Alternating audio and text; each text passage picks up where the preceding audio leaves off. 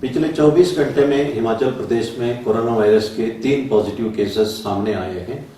एक केस ऊना अंब तहसील में है, जो लेडी दिल्ली से आई थी, पॉजिटिव पाई गई।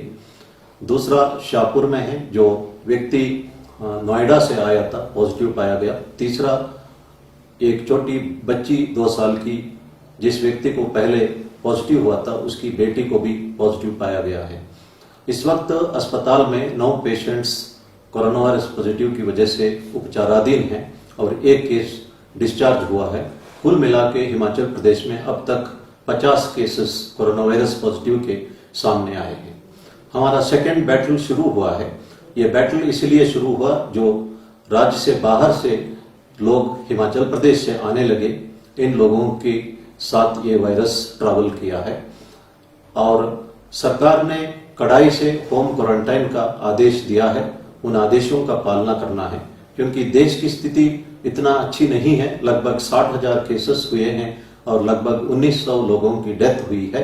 लेकिन खुशी की बात है कि रेट ऑफ इंक्रीज में डिक्लाइन हुआ है और साथ में ही 30% रिकवरी भी हुआ है। इसलिए हमें इस बारे में कॉम्प्लेसेंट बिल्कुल नहीं रहना चाहिए और होम क्वारंटाइन का आदेशों का पालना करना चाहिए। जिनको होम क्वारंटाइन का आदेश दिया गया है, वे अपने एक अलग कमरे में रहे, सोशल डिस्टेंसिंग बनाए रखे, मास्क पहने और हैंड वॉश करते रहे और यूटेंसिल्स अलग रखे और सीनियर सिटीजन से दूरी बना के रखे और कभी भी घर से बाहर न निकले। और 14 दिन तक ये क्वारंटाइन मिनिमम आवश्यक है और उसके उपरांत अगर आवश्यकता के अनुसार डिप्टी कमिश्नर चाहे तो इसको बढ़ा सकते हैं।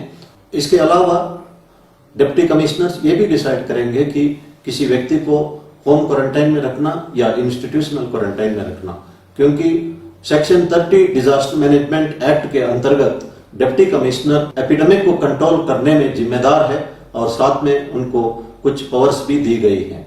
इसीलिए उनकी तरफ से जो भी आदेश आता है, हम सबको उसका पालना करना अनिवार्य है। लेकिन देखने में आया है कि कुछ लोग जो होम क्वारंटाइन में रहते हैं, वो होम क्वारंटाइन का आदेशों का पालना नहीं कर रहे हैं। ये भी देखने में आया है कि बाबा वैली में पंचायत प्रधान तथा पंचायत के मेंबर्स पुलिस के साथ खड़े हैं और बाहर से कोई भी व्यक्ति आता है, उनको कंपलसरी होम क्वारंटाइन का पालना करवा रहे हैं और किसी भी वायलेशन पर तुरंत एडमिनिस्ट्रेशन को सूचित कर रहे हैं। ये स्थिति बहुत संतोषजनक है और मैं इन लोगों को धन्यवाद करना चाहता हूँ। मेजॉरिटी लोग होम क्वारंटाइन का आदेशों का पालना भी कर रहे हैं, मैं उन्हें भी धन्यवाद करना चाहता हूं।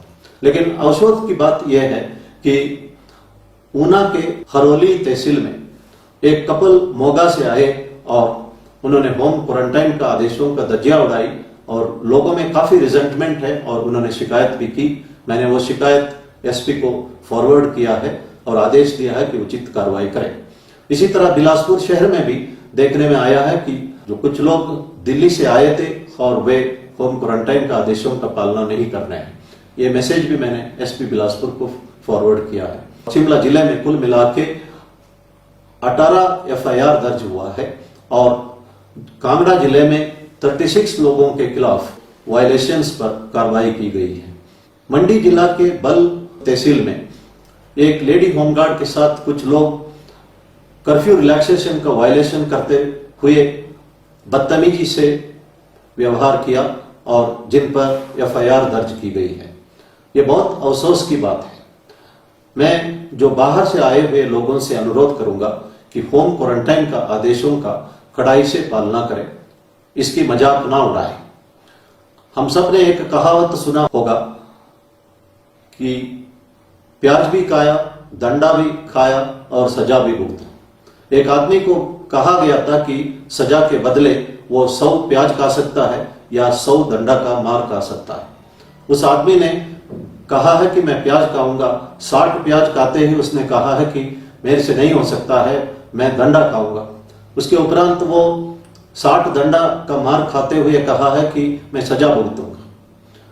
जो लोग होम क्वारंटाइन में थे, हमारे पास इंस्टेंसेस है, उन्हें इंस्टीट्यूशनल क्वारंटाइन में रखा गया और उसके उपरांत वो पॉजिटिव पाए गए। उन्होंने अपना विलेज में, फैमिली में कितना टेस्ट पहुंचवाया, ये तो इस वक्त कहना मुश्किल है, टेस्ट के उपरांत ही पता लगता है। मैं ये नहीं कहता हूं कि जो पेशेंट कोरोना वायरस के पॉजिटिव निकलते हैं वो किसी सजा भुगत रहे हैं, लेकिन कानून का जो धज्जियां उड़ाते जिन पर मुकदमा है उनको सजा भी हो सकती है। ये जो एग्जाम्पल है ये मोटे तौर पर एक मैसेज को कम्युनिकेट करने के लिए, इसका कोई लिटरल मीनिंग नहीं है। मैं ये कहना चाहता हूं कि जो कानून का उल्लंघन कर रहे हैं, समाज को ठेस पहुंचवा रहे हैं, उनको सोचना चाहिए कि समाज उनसे इतना ही उत्तरदायित्व एक्सपेक्ट करता है कि इन नियमों का वो पालना करें। हिमाचल वासियों ने हिमाचल को इसीलिए सेफ रखा ताकि हिमाचल के लोग सुरक्षित रहे। पिछले 2 महीने से उन्होंने बहुत कष्ट झेले हैं। अब आप सडनली बाहरी राज्यों से आके यहाँ का माहौल खराब नहीं कर सकते हैं। आपके लिए भी एक उत्तरदायित्व है, इसको आपको समझना चाहिए। मैं ये कहना चाहता हूं कि there is a big difference between human being and being human. Being human is the essential quality that is expected. कम से कम दूसरों को ठेस ना पहुंचवाए। महात्मा गांधी जी ने कहा है कि the greatest thing about humanity is not being human but being humane. भगवान साईं बाबा ने कहा है कि हेल्प एवर हर्ट नेवर। जो हर्ट नेवर है दैट इज एसेंशियल क्वालिटी। दूसरों को ठेस मत पहुंचवाइए। जो हेल्प एवर है वो उन लोग कर सकते हैं जो गांधी जी की इन बातों को समझ सकते हैं। Greatest thing about humanity is being humane. एक दूसरे का हम मदद कर सके। लेकिन जो कानून का धज्जियां उड़ाने वालों से मैं इतना ही उम्मीद करता हूं, they should understand the difference between human being and being human. एक क्वालिटी एसेंशियल है और दूसरा क्वालिटी डिजायरेबल है। मदद करना एक डिजायरेबल क्वालिटी है। डॉक्टर मार्गरेट मीड अमेरिका के सोशल एंथ्रोपोलॉजिस्ट रही थी। उनसे स्टूडेंट्स ने पूछा ह्यूमन सिविलाइजेशन कब शुरू हुआ। स्टूडेंट्स एक्सपेक्ट कर रहे थे मार्गरेट मीड कहेगी कि जब से मिट्टी के बर्तन का आविष्कार हुआ या स्टोन ग्राइंडिंग का आविष्कार हुआ।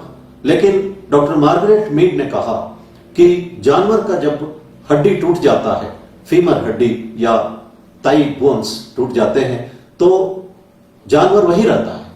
वो शिकार नहीं कर सकता है, ना पानी पीने के लिए नदी तक जा सकता है। वो दूसरे जानवरों का शिकार बनता था।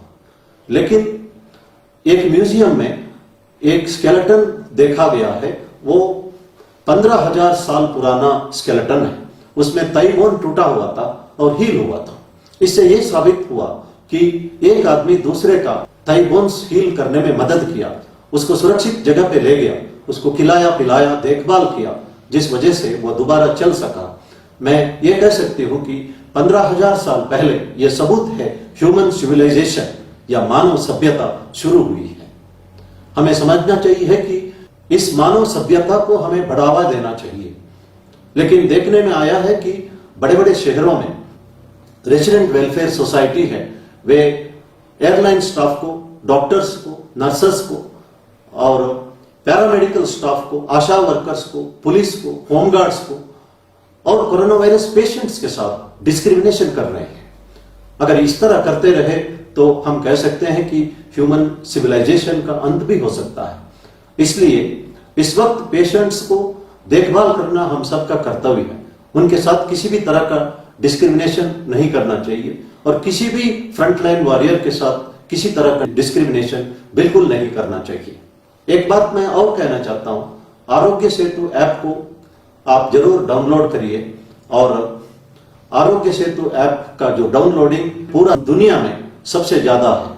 और आरोग्य सेतु ऐप में जब सेफ या लो रिस्क दर्शाता है तभी आप घर से बाहर निकलिए, और अगर मॉडरेट रिस्क या हाई रिस्क दिखाता है आपको 14 दिन का क्वारंटाइन अनिवार्य है, या जब तक आपका आरोग्य सेतु ऐप सेफ या लो रिस्क दिखाता नहीं है तब तक आपको घर में रहना आवश्यक है।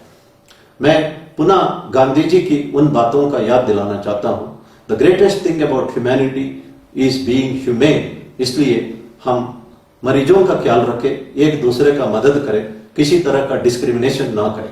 जो कानून तोड़ते हैं और समाज को ठेस पहुंचवाते हैं उनके लिए मैं इतना ही कहना चाहता हूं, there is a big difference between human being and being human. धन्यवाद। जय हिंद।